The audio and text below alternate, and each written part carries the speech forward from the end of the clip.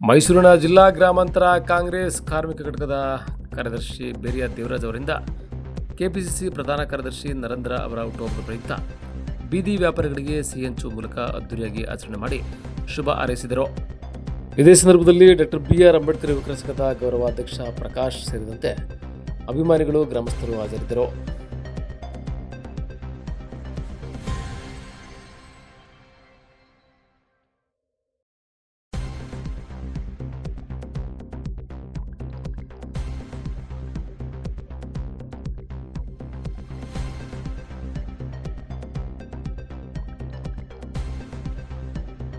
ನಾರಾಯಣನ ಹುಟ್ಟುಹಬ್ಬದ ದಿವಸ ನಮ್ಮ ಬೇರೆ ಕೂಲಿ ಕಾರ್ಮಿಕರಿಗೆ ಸ್ವೀಟ್ ಹಂಚಿಕೆ ಮಾಡ್ತಾ ಇದೀವಿ.